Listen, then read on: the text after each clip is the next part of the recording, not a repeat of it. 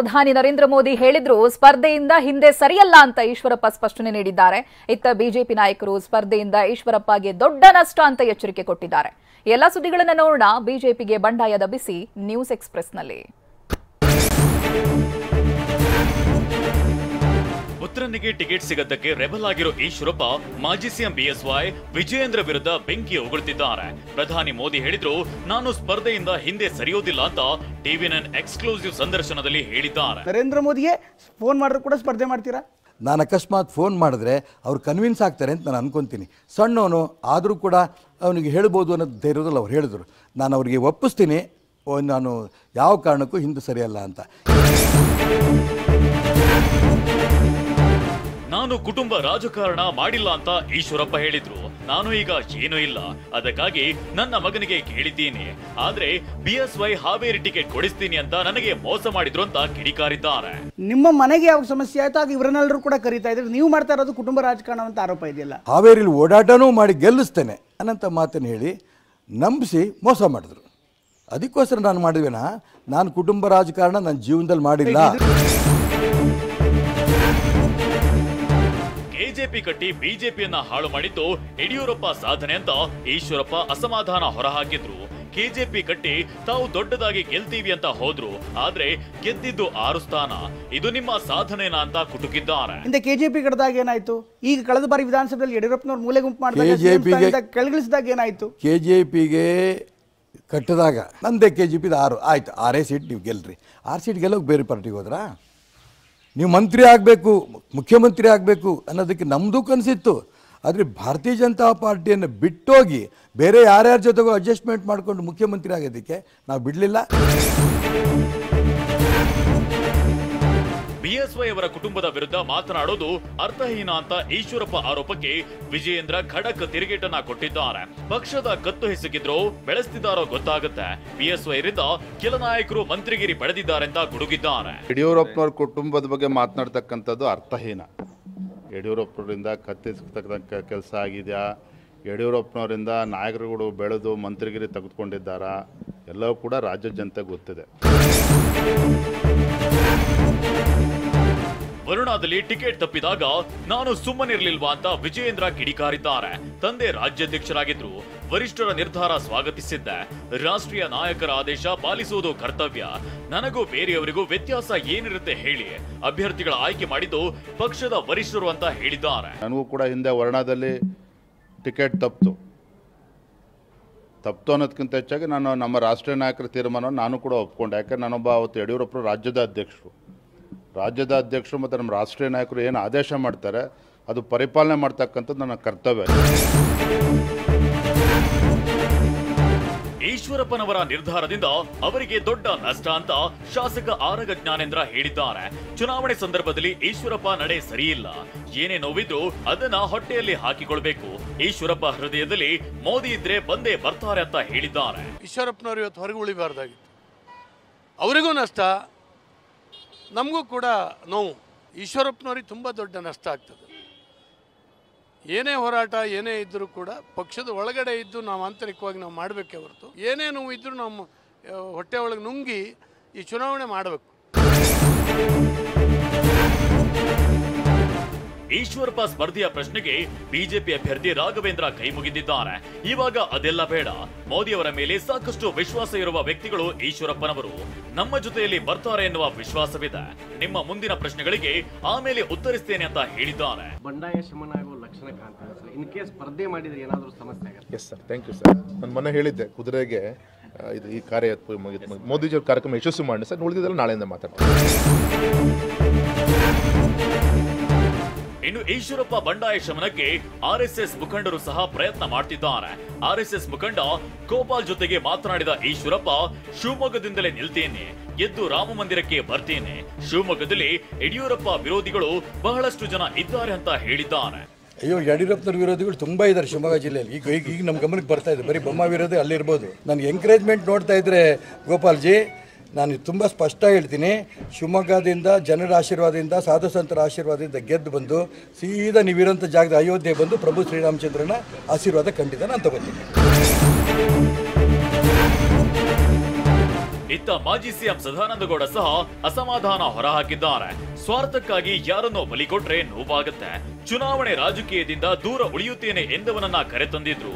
ಈಗ ಟಿಕೆಟ್ ತಪ್ಪಿದೆ ಅಂತ ಬೇಸರ ಹೊರಹಾಕಿದ್ದಾರೆ. ತಿಳ್ಕೊಂಡು ಸ್ವಾರ್ಥಕ್ಕಾಗಿ ಯಾರನ್ನೋ ಬಲಿ ಕೊಡುವಂಥ ಕೆಲಸ ಕಾರ್ಯಗಳನ್ನು ಮಾಡಿದಾಗ ಮನಸ್ಸಿಗೆ ನೋವಾಗುತ್ತೆ. ಪಾರ್ಟಿ ವಿತ್ ಡಿಫರೆನ್ಸ್ ಅಂತ ಹೇಳುವಂಥದ್ರಲ್ಲಿ ಏನೂ ಉಳಿದಿಲ್ಲ ಕರ್ನಾಟಕ ರಾಜ್ಯದ ನಮ್ಮ ಪಕ್ಷದಲ್ಲಿ ಅಂತ ಹೇಳುವಂಥದ್ದು ಮನಸ್ಸಿಗೆ ನೋವು ತಂದಿದೆ. ಶಿವಮೊಗ್ಗದಲ್ಲಿ ಪ್ರಧಾನಿ ನರೇಂದ್ರ ಮೋದಿ ಕಾಂಗ್ರೆಸ್ ವಿರುದ್ಧ ಗುಡುಗಿದ್ದಾರೆ. ರಾಜ್ಯದಲ್ಲಿ ಶ್ಯಾಡೋ ಸಿಎಂಗಳು ಇದ್ದಾರೆ ಅಂತ ಆರೋಪಿಸಿದ್ದಾರೆ. ಇತ್ತ ಮೋದಿ ಪ್ರಚಾರಕ್ಕೆ ಸಿಎಂ ಸಿದ್ದರಾಮಯ್ಯ ವ್ಯಂಗ್ಯವಾಡಿದ್ದಾರೆ. ಈ ಸುದ್ದಿಗಳನ್ನು ನೋಡೋಣ ಲೋಕತಂತ್ರ ನ್ಯೂಸ್ ಎಕ್ಸ್‌ಪ್ರೆಸ್‌ನಲ್ಲಿ. ಶಿವಮೊಗ್ಗದ ಫ್ರೀಡಂ ಪಾರ್ಕ್ನ ಅಲ್ಲಮ ಪ್ರಭು ಮೈದಾನದಲ್ಲಿ ಬಿಜೆಪಿ ಬೃಹತ್ ಸಮಾವೇಶ ನಡೆಸಿದೆ. ರ್ಯಾಲಿ ಮಾಡೋ ಮೂಲಕ ಪ್ರಧಾನಿ ಮೋದಿ ಜನರತ್ತ ಕೈ ಬೀಸಿದ್ರು. ಮೋದಿಗೆ ಪೇಟ ತೊಡಿಸಿ ಶಾಲು ಹೊದಿಸಿ ಸನ್ಮಾನ ಮಾಡಲಾಯಿತು. ಈ ವೇಳೆ ಪ್ರಧಾನಿ ಮೋದಿ ಕನ್ನಡದಲ್ಲೇ ಭಾಷಣ ಆರಂಭಿಸಿದ್ರು. ಶಿವಮೊಗ್ಗದ ಜನತೆಗೆ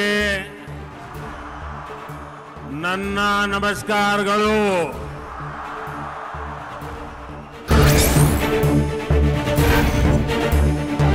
ಶಿವಮೊಗ್ಗದಲ್ಲಿ ಕಾಂಗ್ರೆಸ್ ವಿರುದ್ಧ ಪ್ರಧಾನಿ ಮೋದಿ ವಾಗ್ದಾಳಿ ನಡೆಸಿದ್ದಾರೆ. ಕರ್ನಾಟಕದಲ್ಲಿ ಕೆಲವರು ಸಿಎಂ ಆಗಲು ಕಾಯ್ತಿದ್ದಾರೆ, ಇಲ್ಲಿ ಕೆಲವರು ಸೂಪರ್ ಸಿಎಂಗಳಿದ್ದಾರೆ ಅಂತ ವ್ಯಂಗ್ಯವಾಡಿದ್ರು. ಕೆಲವರು ಶ್ಯಾಡೋ ಸಿಎಂಗಳಿದ್ದಾರೆ, ಕಾಂಗ್ರೆಸ್ನ ಈ ಹೊರೆಯನ್ನ ಜನ ಹೊರುತ್ತಿದ್ದಾರೆ ಅಂತ ಮೋದಿ ಆಕ್ರೋಶ ಹೊರಹಾಕಿದ್ರು. कोई यहाँ सुपर सीएम है, कोई यहाँ शैडो सीएम है, और इतने सारे सीएम के बीच एक दिल्ली के कलेक्शन मिनिस्टर भी है. ಕಾಂಗ್ರೆಸ್ಗೆ ಗೊತ್ತಿರೋದು ಜನರಿಂದ ಲೂಟಿ ಹೊಡೆಯೋದು ಅಂತ ಪ್ರಧಾನಿ ಮೋದಿ ಆರೋಪಿಸಿದ್ರು. ಕಾಂಗ್ರೆಸ್ ಕರ್ನಾಟಕವನ್ನ ಎಟಿಎಂ ಮಾಡಿಕೊಂಡಿದೆ. ಇಷ್ಟು ದೊಡ್ಡ ಮಟ್ಟದಲ್ಲಿ ಲೂಟಿ ಹೊಡೆದ್ರೆ ಹಣ ಎಲ್ಲಿದೆ ಅಂತ ಪ್ರಶ್ನಿಸಿದ್ರು. कांग्रेस का केवल एक ही इरादा होता है, लोगों को लूटना, अपनी जेब भरना. कर्नाटका को अपना एटीएम बना दिया है. यहाँ इनकी लूट. ಯಡಿಯೂರಪ್ಪ ತಮ್ಮ ಯೌವನವನ್ನ ಇಲ್ಲಿಗೆ ದಾರಿ ಎರೆದ್ರು ಅಂತ ಪ್ರಧಾನಿ ಮೋದಿ ಹಾಡಿ ಹೊಗಳಿದ್ದಾರೆ. ಜನಸಂಘದ ಸಮಯದಲ್ಲಿ ನಾವು ಯಾರೆಂದು ಗೊತ್ತಿರಲಿಲ್ಲ, ಶಿವಮೊಗ್ಗ ಯಡಿಯೂರಪ್ಪನವರ ತಪೋಭೂಮಿಯಾಗಿದೆ ಅಂದ್ರು.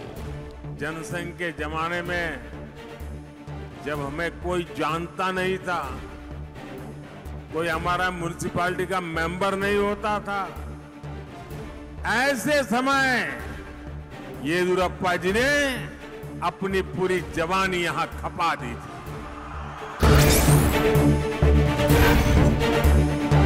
ಪ್ರಧಾನಿ ಮೋದಿ ಬಂದ ಕಡೆಯೆಲ್ಲ ನಾವು ಗೆದ್ದಿದ್ದೇವೆ ಅಂತ ಮೋದಿ ರಾಜ್ಯ ಪ್ರವಾಸಕ್ಕೆ ಸಿಎಂ ಸಿದ್ದರಾಮಯ್ಯ ಟಾಂಗ್ ಕೊಟ್ಟಿದ್ದಾರೆ. ರಾಜ್ಯದಲ್ಲಿ ಕಾನೂನು ಸುವ್ಯವಸ್ಥೆ ಎಲ್ಲವೂ ಸರಿಯಿದೆ. 5 ತಿಂಗಳಾಯ್ತು, ಕೇಂದ್ರ 1 ಪೈಸೆ ಹಣ ಕೊಟ್ಟಿಲ್ಲ. ಇವರಿಗೆ ಯಾವ ನೈತಿಕತೆ ಇದೆ ಎಂದು ಆಕ್ರೋಶ ಹೊರಹಾಕಿದ್ರು. ಮೋದಿ ಕಳೆದ ಅಸೆಂಬ್ಲಿ ಎಲೆಕ್ಷನ್ ಅಲ್ಲಿ ಓಡಾಡಿರ್ಲಿಲ್ವಾ? ಆಗ್ಲೂ ಇದೇ ಮಾತು ಹೇಳಿದ್ರಲ್ಲ, ಮೋದಿ ಎಲ್ಲೆಲ್ಲಿ ಹೋಗಿದ್ರು ಅಲ್ಲೆಲ್ಲ ನಾವೇ ಗೆದ್ದಿದ್ದೀವಿ ವಿತ್ ಬಿಗ್ ಮಾರ್ಜಿನ್. ನನಗೆ ಮೈಸೂರು ಮಾತ್ರ ಅಲ್ಲ, ಇಡೀ ರಾಜ್ಯವೇ ಸ್ವಕ್ಷೇತ್ರ ಅಂತ ಸಿಎಂ ಸಿದ್ದರಾಮಯ್ಯ ಹೇಳಿದ್ದಾರೆ. ಮೈಸೂರಲ್ಲಿ ಇರೋ ಅಭ್ಯರ್ಥಿನ ಬದಲಾವಣೆ ಮಾಡಿದ್ದಾರೆ. ಅವರಿಗೆ ಅಭ್ಯರ್ಥಿ ಇಲ್ಲ ಅಂತಾನೆ ಅವರು ಯದುವೀರ್ನ ಕಣಕ್ಕಿಳಿಸಿದ್ದಾರೆ ಅಂತ ವ್ಯಂಗ್ಯವಾಡಿದ್ದಾರೆ. ನನಗೆ ಇಡೀ ರಾಜ್ಯ ಸ್ವಕ್ಷೇತ್ರ, ನನ್ನ ಸ್ವಕ್ಷೇತ್ರ ಇಡೀ ರಾಜ್ಯ 28 ಕ್ಷೇತ್ರ. ಏನು ಮೈಸೂರಿನಲ್ಲಿ ಯದುವೀರನ್ನ ಕರ್ಕೊಂಡ್ಬಂದ ಕ್ಯಾಂಡಿಡೇಟ್ ಇದ್ರೆ ಇವರಿಗೆ ಇರೋ ಕ್ಯಾಂಡಿಡೇಟ್ ನೀವು ಬದಲಾಯಿಸ್ಬಿಟ್ಟವ್ರೆ.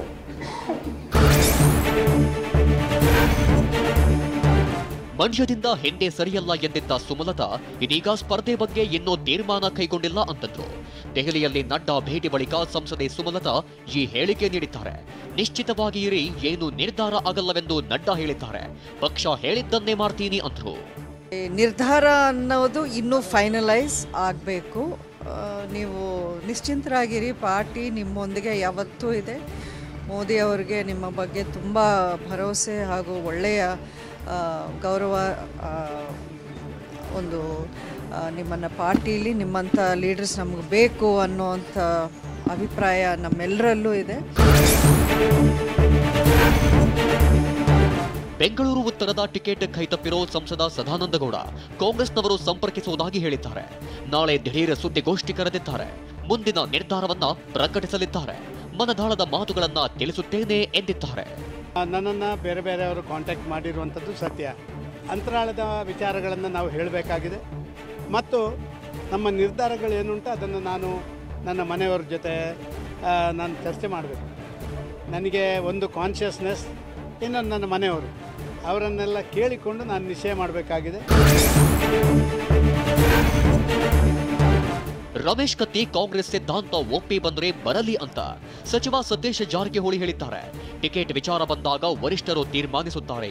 4 ಕ್ಷೇತ್ರಗಳಲ್ಲಿ ಸಂಗ್ರಹ ಆಗಿದೆ, ಇನ್ನು 4 ಕ್ಷೇತ್ರ ಇವೆ ಅಂತ ಮಾಹಿತಿ ಹಂಚಿಕೊಂಡಿದ್ದಾರೆ. ಬರ್ಲಿಕ್ಕೆ ಯಾರ್ದು ಏನೋ ತೊಂದರೆ ಇಲ್ಲ, ಅಡೆತಡೆ ಇಲ್ಲ. ಟಿಕೆಟ್ ವಿಚಾರ ಬಂದಾಗ ಅದನ್ನ ಹೈಕಮಾಂಡ್ ತೀರ್ಮಾನ ಮಾಡಬೇಕು, ನಾವು ಯಾರು ಮಾಡ್ಲಿಕ್ಕಾಗಲ್ಲ. ರಾಜ್ಯದಲ್ಲಿ ಎಲ್ಲಾ ಪಕ್ಷಗಳ ನಡುವೆ ಟಿಕೆಟ್ ಜಟಾಪಟಿ ಜೋರಾಗಿದೆ. ಪಕ್ಷದೊಳಗೆ ಒಬ್ರಿಗೊಬ್ರು ಕತ್ತಿ ಮಸಿಯುತ್ತಿದ್ದಾರೆ. ಇತ್ತ ಸಚಿವರು ತಮ್ಮ ಕುಟುಂಬದವರಿಗೆ ಟಿಕೆಟ್ ಕೊಡಿಸುವುದಕ್ಕೆ ಯತ್ನಿಸುತ್ತಿದ್ದಾರೆ. ಈ ಸುದ್ದಿಗಳನ್ನು ನೋಡೋಣ ಟಿಕೆಟ್ ಫೈಟ್ ನ್ಯೂಸ್ ಎಕ್ಸ್‌ಪ್ರೆಸ್‌ನಲ್ಲಿ. ಲೋಕಸಭೆ ಚುನಾವಣೆ ಸಮೀಪಿಸುತ್ತಿದ್ದಂತೆ ಎಲ್ಲ ಪಕ್ಷಗಳಲ್ಲೂ ಟಿಕೆಟ್ ಜಟಾಪಟಿ ಜೋರಾಗಿದೆ. ಟಿಕೆಟ್ಗಾಗಿ ರಾಯಚೂರು ಸಂಸದ ರಾಜಾ ಅಮರೇಶ್ವರ್ ನಾಯಕ್ ಹಾಗೂ ಬಿವಿ ನಾಯಕ್ ನಡುವೆ ಮಾತಿನ ಯುದ್ಧ ನಡೀತಿದೆ. ಒಂದಿನ ಆಕ್ಟಿವ್ ಆದ್ರೆ ಪರಿಣಾಮ ಆಗುತ್ತಾ ಅಂತ ಬಿವಿ ನಾಯಕ್ ಟಾಂಗ್ ಕೊಟ್ಟಿದ್ದಾರೆ. ಒಂದು ದಿವಸ ಆಕ್ಟಿವ್ ಆದರೆ ಏನು ಪರಿಣಾಮ ಆಗ್ತದೆ? 5 ವರ್ಷದಾಗ ಏನು ನಾವು ಎಷ್ಟು ನಾವು ಡಿಸ್ಪೋಸ್ ಮಾಡಿದ್ದೀವಿ, ಎಷ್ಟು ನಾವು ಪಬ್ಲಿಕ್ ಗ್ರೀವೆನ್ಸ್ನ ಅಡ್ರೆಸ್ ಮಾಡಿದ್ದೀವಿ, ಅದರ ಮೇಲೆ ಜನರ ಅಭಿಪ್ರಾಯ ಇವತ್ತು ವ್ಯಕ್ತಪಡಿಸ್ತಾರೆ. ಅದು ಸರ್ವೆಯಲ್ಲಿ ಬರ್ತದೆ, ಆಂತರಿಕ ಸರ್ವೆದಲ್ಲಿ ಬರ್ತದೆ, ಅದ್ರ ಮೇಲೆ ತೀರ್ಮಾನ ಕೈಗೊಳ್ತಾರೆ. ಬಿವಿ ನಾಯಕ್ ಕಳೆದ ಬಾರಿ ನನ್ನ ಎದುರು 1,18,000 ಮತಗಳಿಂದ ಸೋತಿದ್ದಾರೆ ಅಂತ ಅಮರೇಶ್ವರ್ ನಾಯಕ್ ತಿರುಗೇಟು ಕೊಟ್ಟಿದ್ದಾರೆ. ಕಳೆದ ಬಾರಿ ವಿಧಾನಸಭಾ ಚುನಾವಣೆಯಲ್ಲಿ ಬಿಜೆಪಿ ಬಂದ್ರು, ಮಾನ್ವಿಯಲ್ಲಿ ಬಿಜೆಪಿಯಿಂದ 7,000 ಮತಗಳಿಂದ ಸೋತಿದ್ದಾರೆ. ಹೀಗೆ ಸೋತೋರು ಉತ್ತಮರಾಗ್ತಾರಾ ಅಂದ್ರು. ಈಗ ಬಿವಿ ನಾಯಕರೇ ಹೋದ ಸರಿ ಕಾಂಗ್ರೆಸ್ ಪಕ್ಷದ ಕ್ಯಾಂಡಿಡೇಟ್ ಆಗಿದ್ದರು. ಅವರು ನನ್ನ ವಿರುದ್ಧನೇ 1,18,000 ಮತಗಳಲ್ಲಿ ಸೋಲನ್ನು ಅನುಭವಿಸಿದ್ದಾರೆ. ಅವರು ಮೊನ್ನೆ ನಡೆದಂಥ ವಿಧಾನಸಭಾ ಚುನಾವಣೆಯಲ್ಲಿ ನಮ್ಮ ಪಕ್ಷಕ್ಕೆ ಬಂದರು. ಅವರಿಗೆ ಮಾನ್ವಿಯಿಂದ BJP ಟಿಕೆಟ್ ಕೊಟ್ಟರು. ಅಲ್ಲಿ ಸಹ ಸುಮಾರು 7,500 ಮತಗಳಿಂದ ಸೋಲು ಅನುಭವಿಸಿದ್ದಾರೆ. ಬಾಗಲಕೋಟೆ ಟಿಕೆಟ್ ವೀಣಾ ಕಾಶಪ್ಪನವರಿಗೆ ನೀಡುವಂತೆ ಅವರ ಬೆಂಬಲಿಗರು ಸಿಎಂ ಸಿದ್ದರಾಮಯ್ಯ ನಿವಾಸದ ಬಳಿ ಪ್ರತಿಭಟನೆ ಮಾಡಿದ್ದಾರೆ. 10ಕ್ಕೂ ಹೆಚ್ಚು ಕ್ರೂಸರ್ಗಳಲ್ಲಿ ಬೆಂಗಳೂರಿಗೆ ಆಗಮಿಸಿದ್ದಾರೆ. ನಮ್ಮ ವೀಣಾ ಮೇಡಂ ಬಾಗಲಕೋಟೆಯಿಂದ ಸಂಸತ್ಗೆ ಹೋಗಬೇಕೆಂದು ಕಣ್ಣೀರು ಹಾಕಿದ್ದಾರೆ.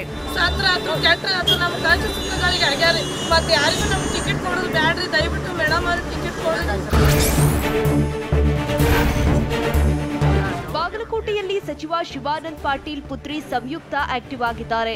ಈ ಬಗ್ಗೆ ಮಾತನಾಡಿದ ವೀಣಾ, ನಾನು ಸೋತ್ರೂ ಜನರ ಕಷ್ಟ ಸುಖಕ್ಕೆ ಸ್ಪಂದಿಸಿದ್ದೇನೆ. ಅನ್ಯ ಜಿಲ್ಲೆಯವರಾದ ಸಂಯುಕ್ತ ಪಾಟೀಲ್ಗೆ ಟಿಕೆಟ್ ನೀಡಬಾರದು ಅಂದ್ರು. ಜಿಲ್ಲೆಯಲ್ಲಿ ಸಾಮಾನ್ಯ ಕಾರ್ಯಕರ್ತರಾಗಿ ನಾನು ಕೆಲಸವನ್ನ ಮಾಡಿದ್ದೀನಿ. ಇವತ್ತು ಪಕ್ಕದ ಜಿಲ್ಲೆಯಿಂದ ಇಲ್ಲಿ ಬಾಗಲಕೋಟೆಗೆ ಏನು ಅರ್ಜಿ ಹಾಕಿದಾರೋ ನನಗೂ ಕೂಡ ಗೊತ್ತಿಲ್ಲ, ಅದು ಯಾವುದಕ್ಕೆ ಯಾವ ಮಾನದಂಡದ ಮೇಲೆ ಹಾಕಿದ್ದಾರೆ ಅಂತ ಹೇಳಿ. ನಮ್ಮ ಜಿಲ್ಲೆಯಲ್ಲೇ ಸಮರ್ಥರಿದ್ದೀವಲ್ಲ. ಸಾಕಷ್ಟು ಕಾರ್ಯಕರ್ತರು ಪ್ರಿಯಾಂಕಾ ಸ್ಪರ್ಧೆ ಮಾಡಲಿ ಅಂತಿದ್ದಾರೆ ಅಂತ ಸತೀಶ್ ಜಾರಕಿಹೊಳಿ ಹೇಳಿದ್ದಾರೆ. ನಿನ್ನೆ ಚಿಕ್ಕೋಡಿ ಲೋಕಸಭಾ ಕ್ಷೇತ್ರದಲ್ಲಿ ಅಭಿಪ್ರಾಯ ಸಂಗ್ರಹ ಮಾಡಿದ್ದೇನೆ. ಅಂತಿಮವಾಗಿ ಎಲ್ಲರೂ ಚರ್ಚೆ ಮಾಡಿ ಹೆಸರು ಫೈನಲ್ ಮಾಡಿ ಹೈಕಮಾಂಡ್ಗೆ ಕಳಿಸ್ತೀವಿ. 2-3 ದಿನದಲ್ಲಿ ಟಿಕೆಟ್ ಪಟ್ಟಿ ಘೋಷಣೆ ಆಗಬಹುದು ಅಂದ್ರು. ನಿಮ್ಮ ಮಗಳಿಗಾರ ಕೊಡಿ ಅಥವಾ ಯಾರ ಕಾರ್ಯಕರ್ತರು ಕೊಡಿ, ನಾವು ಅಷ್ಟೇ ಪ್ರಾಮಾಣಿಕವಾಗಿ ಕೆಲಸ ಮಾಡ್ತೀವಿ ಅಂತ ಅಭಿಪ್ರಾಯ ಬಂದಿದೆ. ಬಟ್ ಪ್ರಿಯಾಂಕಾ ಜಾರಕಿಹೊಳಿ ಅವರಿಗೆ ನಿಲ್ಲಿಸಿದ್ರೆ ನೀವು ಬರೋದೇ ಬೇಡ, ನಾವೇ ಗೆಲ್ಲಿಸ್ಕೊಡ್ತೀವಿ ಅನ್ನುವಂಥ ಮಾತುಗಳು ಕೂಡ ಕೇಳಿ ಬರ್ತಾ ಇದೆ. ಇಲ್ಲ, ಆ ಕಡೆ ಬಂದಿದೆ, ಆ ಥರದ್ದು ಕೆಲವು ಕಡೆ ಬಂದಿದೆ. ಕೆಲವರು ಕಾರ್ಯಕರ್ತರು ನಿಲ್ಲಿಸಿ ಕೂಡ ಒಳ್ಳೇದಂತ ಹೇಳಿದ್ದಾರೆ. ಬಿಜೆಪಿ ಮತ್ತು ಜೆಡಿಎಸ್ ನಡುವೆ ಅಸಮಾಧಾನ ಹೆಚ್ಚಾಗ್ತಿದೆ. ಇಂದು ನಡೆಯಬೇಕಿದ್ದ ಚನ್ನಪಟ್ಟಣ ಜಂಟಿ ಸಮಾವೇಶ ದಿಢೀರ್ ರದ್ದಾಗಿದೆ. ಬಿಜೆಪಿಯ ಏಕಪಕ್ಷೀಯ ನಿರ್ಧಾರದ ಬಗ್ಗೆ ಮಾಜಿ ಸಿಎಂ ಕುಮಾರಸ್ವಾಮಿ ಅಸಮಾಧಾನ ಹೊರಹಾಕಿದ್ರು. ಅತ್ತ ಕೋಲಾರದಲ್ಲೂ ಟಿಕೆಟ್ಗಾಗಿ ಬಿಜೆಪಿ ಬಿಗಿಪಟ್ಟು ಹಿಡಿದಿದೆ. ಜೆಡಿಎಸ್ ಮುಖಂಡರು ತೀವ್ರ ಅಸಮಾಧಾನ ವ್ಯಕ್ತಪಡಿಸಿದ್ದಾರೆ.